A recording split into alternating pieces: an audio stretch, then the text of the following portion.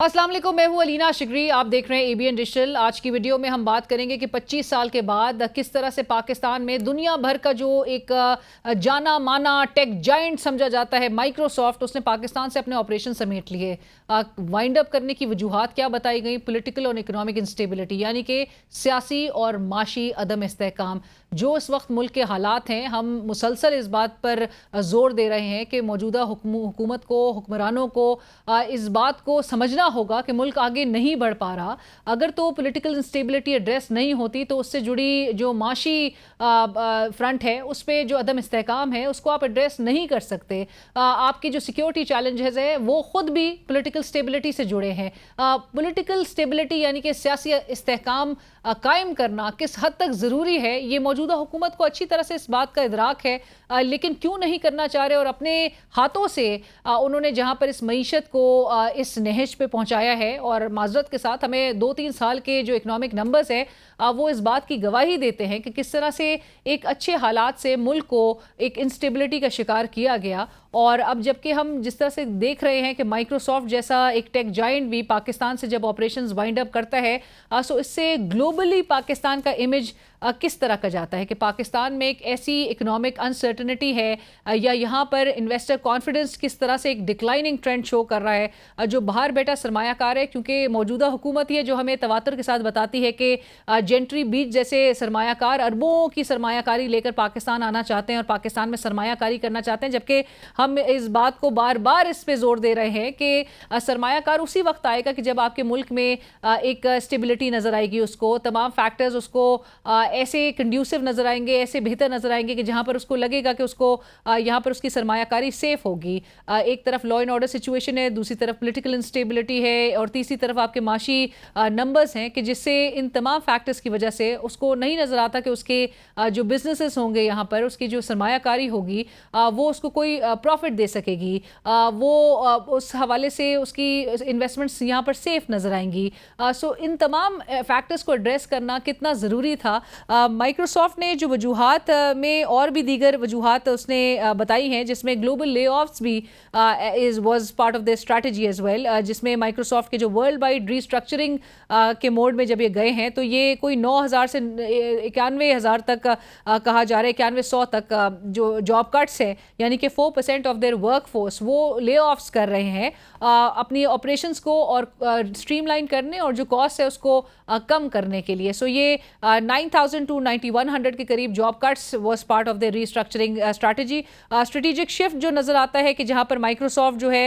वो अपनी जो फिजिकल प्रेजेंस है अब वो स्मॉलर मार्केट्स, यानी कि पाकिस्तान का शुमार जाहिर है कि स्मॉलर मार्केट्स में होता है, वहाँ से निकाल के अब मुंतकिल कर रहा है और रिमोटली जो है अब ये ऑपरेशंस जो है वो मैनेज किए जाएंगे फ्रॉम हब्स लाइक दुबई बताया जा रहा है और दीगर मार्केट से। पार्टनर मॉडल के भी हवाले से वो वजह बता रहे हैं कि कंपनी जो है वो ऑलरेडी एक स्केल बैक कर चुकी है अपने डायरेक्ट ऑपरेशंस और अगेन पार्टनर बेस्ड मॉडल पे रिलाई किया जा रहा है कि for business to business sales in Pakistan. इसके अलावा प्रायर रीअसेसमेंट की ये बहुत इंटरेस्टिंग फैक्टर है, आपके सामने रखते हैं। 2022 में कहा जा रहा है कि माइक्रोसॉफ्ट उस वक्त से अपनी इन्वेस्टमेंट्स को रीडायरेक्ट करने का फैसला कर चुका था। 2022 का वो टाइम था कि जब हमने देखा कि एक वोट ऑफ नो कॉन्फिडेंस के जरिए एक हुकूमत का तख्ता उल्टाया गया और जो पाकिस्तान तहरीक इंसाफ की हुकूमत को और इमरान खान साहब को घर भेजा गया। उसके बाद से जो एक इंस्टेबिलिटी का आगाज़ हुआ, क्योंकि उस वक्त तक इकोनॉमिक नंबर्स बड़े कंट्रोल में थे और उसके बाद एक महंगाई का ऐसा तूफान आया जिसका हाल आपके सामने है। 150 रुपये फ़ी लीटर पेट्रोल मिलने वाला आज वो 267 के करीब जो है अगर हमें उसमें दस्तियाब नज़र आए तो आवाम की उस वक्त चीखें निकलती थी और फिर 100 और 110 रुपये के इजाफे के साथ अब उसका एक ट्रिकल डाउन इफेक्ट है जो कि गरीब ही उसको बर्दाश्त कर रहा है। जो हालिया स्टैट्स भी सामने आए हैं उसमें सैलरीड क्लास ही बताया जाता है कि 545 अरब रुपए तक उसने एक टैक्स अदा किए हैं और जहां पर हम ट्रेडर्स की बात करें 62 अरब रुपए सिर्फ जो है वो ट्रेडर्स अदा करते हैं टैक्स की मद में। एक्सपोर्टर्स को मजीद भी आपको नज़र आता है कि तमाम जो मराहत हैं वो सब वो समेट लेते हैं, लेकिन टैक्सेस जो है ना हमारी हुकूमत उनसे ले पा रही है। सारा जोर गरीब पे चलता है, गरीब का खाना महंगा है, अमीरों के यहाँ पर कुत्ते, अमीरों की बिल्लियाँ जो हैं उनके खाने, जो इम्पोर्टेड फूड है उसको सस्ता कर दिया जाता है। गरीब की जो सवारी है उसको महंगी कर दी जाती है। वो पेट्रोल की कीमतों में इजाफा कर करके मुसलसल ये इजाफा है, क्योंकि आज अगर हम इजाफे के साथ आगे बढ़ रहे हैं तो 15 तारीख को फिर जो एक पेट्रोल बम होगा वो हमारे सरों पे उसकी तलवार पहले से ही लटक रही है। सो इम्पोर्टेड जो गाड़ियां हैं, जो एसयूवीज है, जो अमीर चलाता है, गरीब के बस में तो बहुत दूर, गरीब तो ऐसे ख्वाब भी नहीं देखता। अमीरों की गाड़ियों पर ड्यूटी जो है वो 44% कम कर दी जाती है, लेकिन गरीब के लिए जो है इस वक्त इस मुल्क में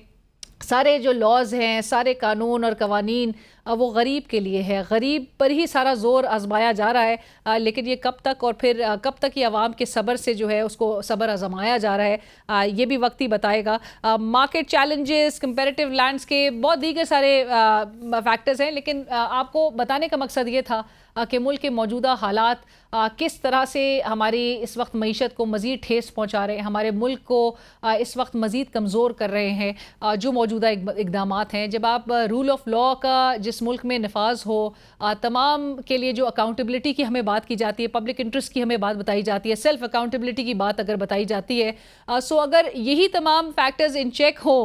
और जो ट्राइकोटमी ऑफ पावर का कॉन्सेप्ट जो है वो भी इन प्लेस चाहे काश को रहता, क्योंकि हालिया कुछ इकदामात और तरामीम के बाद तो हमने देखा कि ये ट्राइकोटमी ऑफ पावर्स का कॉन्सेप्ट ही तबाह कर दिया गया। अगर तो इदारे अपना काम कर रहे हों, सेल्फ अकाउंटेबिलिटी भी हो रही हो, पब्लिक इंटरेस्ट में और नेशनल इंटरेस्ट को सामने रखते हुए तमाम इकदामात लिए जा रहे हों, ऐसा कानून नाफिज हो, रूल ऑफ लॉ का नफाज हो इस मुल्क में कि जिसके तहत क्या अमीर क्या गरीब सारों पर वो लॉ एप्लीकेबल हो, सारे जो है वो अकाउंटेबल ठहराए जाए अपने गलत इकदामात के लिए, तो ये मुल्क शायद एक बेहतर तस्वीर पेश कर रहा होता है। इस मुल्क में हमें बहुत अच्छे उसके समरात भी आवाम तक मुंतकिल होते हुए नज़र आते हैं। दुनिया में हमारी बड़ी एक हमारे एक बोलबाला होता, हमारे मुल्क की एक बड़ी हैसियत, और हमें बहुत ही एक हमारे मुल्क का जो है जो कि हमने देखा कि दिफाई फ्रंट पे हमने जिस तरह से एक कॉन्फ्लिक्ट में पाकिस्तान की जो मिलिट्री कैपेबिलिटीज़ थी उसका मुजाहरा करके हमने अपना ये लोहा मनवाया, तो लेकिन अपने अपने मुल्क की जो आवाम है उसके साथ जो हम एक जंग मुसलसल लड़ रहे हैं, हमें उस जंग में कैसे कामयाबी हो सकती है? हमें वो तभी कामयाबी हो सकती है कि जब हम अपने मुल्क की आवाम के लिए वो पूरे माहौल को कंड्यूसिव बनाएं। उस मुल्क की आवाम के लिए जो तमाम वो चाहता है, वो एक जमहूरी हुकूमत से जो एक्सपेक्ट करता है,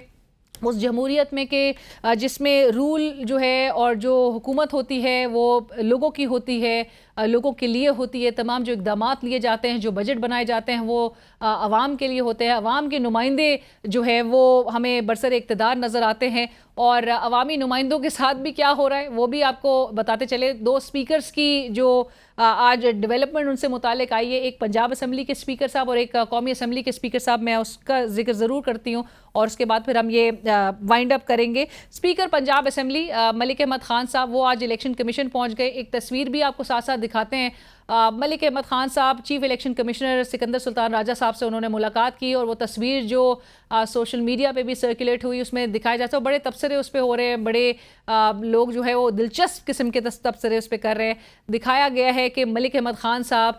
सिकंदर सुल्तान राजा साहब के हाथ में हाथ रख के जो है वो खड़े हुए, तस्वीर बनाई जा रही है बड़े खुशगवार माहौल में, और ये वो उस एतमाद की अकास करता है कि जिसके हवाले से पूरी आवाम ये राय रखती है कि किस तरह से इलेक्शन कमीशन ऑफ पाकिस्तान ने इन सालों में, इस 1 साल में जो उसने किरदार निभाया है, जिसके किरदार पर ना सिर्फ आवाम बल्कि जो जुडिशरी है, अदलिया है, वो तक सवाल उठा रही है, वो अपने फ़ैसलों के ज़रिए सवाल उठा रही है, और जजेस जो मेजॉरिटी जजेस है वो ये राय ज़रूर रखते हैं कि जो इलेक्शन कमीशन ऑफ पाकिस्तान है उसने इंतखाबी अमल में अपनी ड्यूटी सही तरह से सरअंजाम नहीं दी, और जो गलतियां हैं उसका एक तसलसल नज़र आया। इलेक्शंस का इनेकाद पे एक बहुत बड़ा सवाल है 2024 के 8 फरवरी के इलेक्शंस पे। सो लेकिन वो तस्वीर जहाँ पर वो स्पीकर पंजाब असम्बली के साथ सिकंदर सुल्तान राजा साहब खड़े हैं हाथ में हाथ रख के, वो एक एतमाद के रिश्ता की अकास है कि कितना भरोसा मौजूदा हुकूमत को भी चीफ इलेक्शन कमिश्नर साहब पर है। और इसके साथ साथ ही 26 अराकीन के हवाले से और उनके खिलाफ, चूँकि मरीम नवाज साहिबा की जो तकरीर थी बजट इजलास के दौरान, उसको उस पर बड़ा एहतजाज किया था अपोजिशन ने, और मुल्क की अपोजिशन क्या करे, मुल्क की अपोजिशन हुकूमत के हाँ में हाँ तो मिलाने से रही। मुल्क की अपोजिशन की एक स्टेटेड पोजीशन होती है और जो कि कंस्ट्रक्टिव क्रिटिसिज्म होता है, कंस्ट्रक्टिव अपोजिशन की जाती है। अपोजिशन का इस इस वक्त तो एक बुनियादी इख्तलाफ इसी बात पे है कि उनका मैंडेट एक तो चोरी किया गया, और अगर तो वो आवाज़ भी उठाए, उस बजट को अपोज करे, तो उनके खिलाफ उनको सस्पेंड, ना सिर्फ सस्पेंड किया जाता है अरकान को, बल्कि उनके खिलाफ बाकायदा तौर पर उनको डी-सीट करवाने के लिए स्पीकर साहब खुद चल के जाके रेफरेंस दायर करते हैं। सो इस तरह का माहौल इस वक्त पाकिस्तान में नज़र आ रहा है, जहाँ पर हुकूमत चाहती है कि वो एक अपने एको चेंबर में रहती नज़र आए, उसको कोई अपोजिशन का सामना ना हो, और सिर्फ वो अपने फैसले आवाम पर मुसल्लत किए चले जाए। स्पीकर कौमी असम्बली आज उन्होंने भी वज़ीर आज़म शहबाज शरीफ साहब को ख़त लिखा है, और उन्होंने जो उनकी तनख्वाह में इजाफा था, आपको याद होगा स्पीकर कौमी असम्बली और चेयरमैन सेनेट गिलानी साहब की तनख्वाहों में जो होशरबा इजाफा एकदम से सामने आया था। पार्लियामेंट्री अफेयर्स की मिनिस्ट्री वो समरी बनाती है इजाफे की, लेकिन वो समरी अप्रूव होती है कैबिनेट से। वज़ीर आज़म की काबीना ने उसकी मंजूरी कब दी, किस लम्हे दी? हमने काबीना के जिन मेंबर्स से बात की तो उन्होंने कहा हमारे इल्म में नहीं है कि ये समरी कब आई काबीना के इजलास में, और अप्रूवल यानी कि इस पर एक बहुत बड़ा सवाल है कि ये समरी भी नहीं गुजरी कैबिनेट के सेशन से, और ये किस तरह से मंजूरी हुई। लेकिन खुद हुकूमती नुमाइंदों के लिए इसका दिफा करना बड़ा मुश्किल हो गया। वज़ीर दिफा ख्वाजा आसिफ साहब ने जहाँ पर इस इजाफे को माशी फहाशी करार दिया, तो स्पीकर कौमी असम्बली अयाज सादिक साहब को ये बात बड़ी बुरी लगी। उन्होंने बड़ा इसको माइंड किया, और उन्होंने वज़ीर आज़म को ख़त लिख के कहा कि ये मामला मैं आप पर छोड़ता हूँ, बजाय इसके कि वो ये कहते कि मुझे ये इजाफा नहीं चाहिए। ये बिल्कुल मैं रिलेट नहीं कर सकता उस गरीब आवाम से जो इस वक्त बिल्कुल कसमा पुरसी की हालत में बैठी हुई है। गरीब आवाम जो इस वक्त उसके लिए 2 वक्त की रोटी पूरी करना मुश्किल हो गया है। गरीब आवाम जिसकी अपने जो तनख्वाहें हैं वो आपको उसका आलम पता है।